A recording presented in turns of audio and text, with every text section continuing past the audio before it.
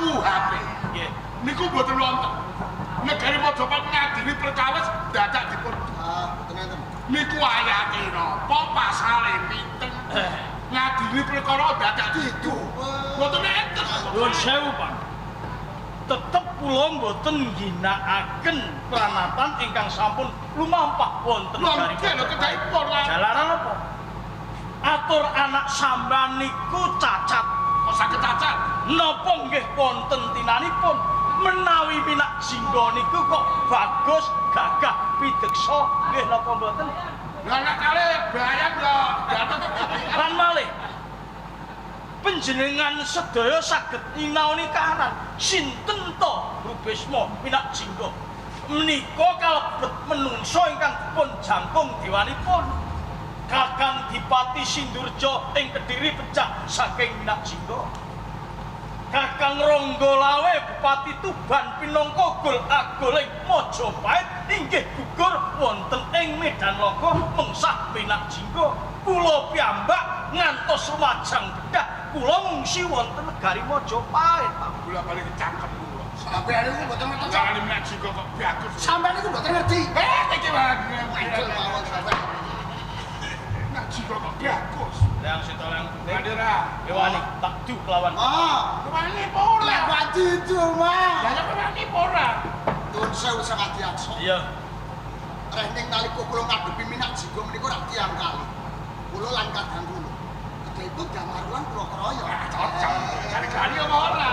Kaya loro ya. Kula sangat diakso. Sliramu dikroyok loro, wani apa ora? Kula watun sangat. Nun sewu sangat yaksa. Napa malih kok didu kalih? 3 ugi wantun. Lah sing siji sapa? Bapakipun. Ada aja. Apa ya ini ngatur malah tuh melu gelutan. Kenapa-napa, Mas? Aku botoy anakku. Oh, nggih. Nek sampean botoy anak sampean, kula tak dadi botoy damalku. Sampeyan kan kok ngomongan. Totane napa? Kula manut jenengan. Burmanuk. Oh, kesipun bermanuk. Burmanuk yen aku kalah minggat soal pakaian. Nggih. Ning janji nggih. Janji. Kalau janji nih. Nggih. Jago padha jago taruh, botoh ora kok melu-melu. Nek botoh melu-melu. Nek botoh melu-melu, musuhe botoh. Oh, sore penyan kok.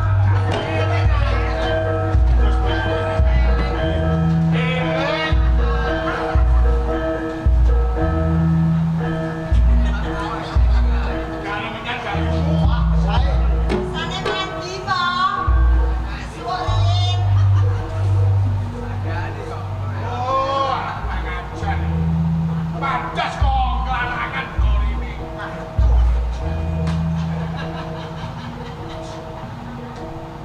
Mintra Mindri, Ramentri.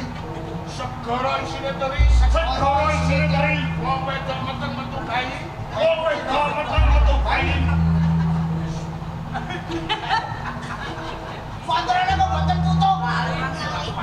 Rapas. Ewak-ewak.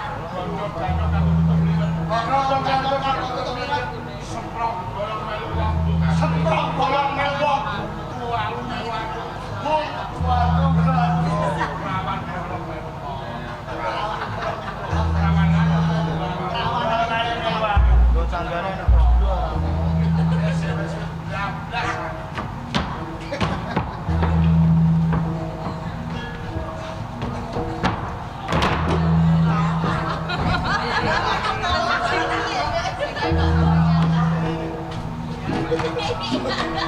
dadi seksi kok wani-wanine.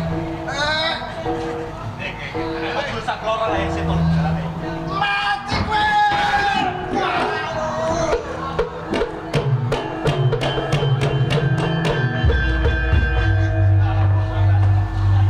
Jenengan apa? Sampeyan selama. lalat nyukur jenggot. Bolong saya. Amore galak kocek wis kok. Apa kalau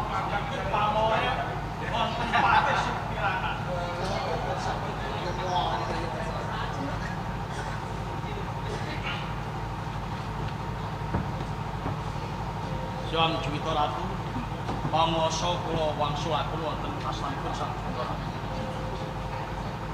Sakmenika sampun cetha. Sinten sejatosipun ingkang saged merjaya minakjingga? Boten sanes namung damar wulan. Mula damar wulan ora mung ingsun suwitani. Wektu dina iki uga sliramu ingsun wisuda minangka ratu ing Majapahit lan gana dampar meson dan ing Majapahit.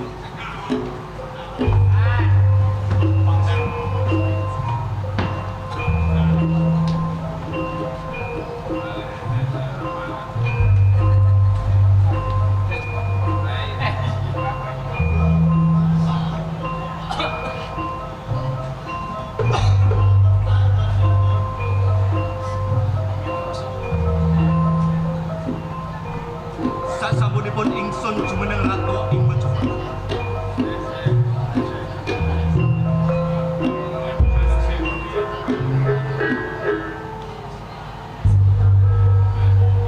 Sasampunipun ingsun jumeneng ratu ing Majapahit. Ingsun badhe tambah jimat asma. Prabu Brawijaya Damarwulan.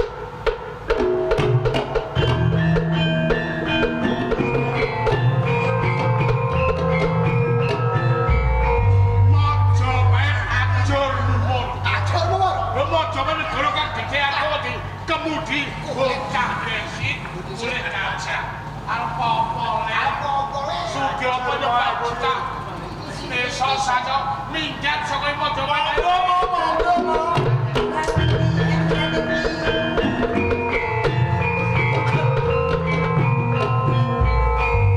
Dumateng Paman Patih Minyak Guncang.